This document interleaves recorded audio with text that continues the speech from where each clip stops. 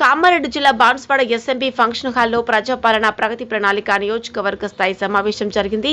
సమావేశంలో MLA Pocharam Srinivasa Reddy, agro industries corporation chairman Kasula బాలరాజుతో పాటు అధికారులు, నాయకులు పాల్గొన్నారు.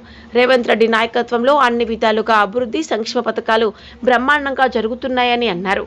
పోచారం శ్రీనివాసరెడ్డి, అధికారులు, నాయకులు సహృదయంతో సహకరించుకొని పనిచేస్తే అసలు సమస్యలు అనేవే ఉండవని అన్నారు.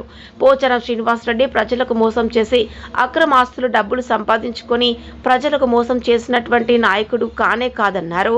పోచారం సేవ చేసే ఓపిక లేకుంటే రాజకీయాల్లో రావద్దని, ఎక్కడ ఉండాలనో అక్కడ ఉండి పని చేయాలి కానీ హైదరాబాద్లో ఉంటూ ప్రజలకు అన్యాయం చేయకూడదని ఆయన చెప్పారు. పోచారం ప్రజాపాలన రేవంత్ రెడ్డి గారి నాయకత్వంలో రాష్ట్ర ప్రభుత్వం అన్ని విధాలుగా ఇటు అభివృద్ధి సంక్షేమం ఇవన్నీ కూడా బ్రహ్మాండం జరుగుతూ ఉన్నాయి.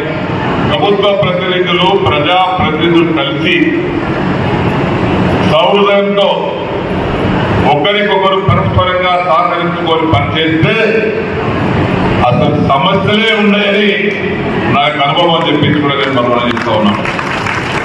అక్రమ ఆస్తులకు సంపాదించుకొని డబ్బు సంపాదించుకొని ప్రజలకు మోసం చేసినటువంటి నాయకుడు కానే కాదు.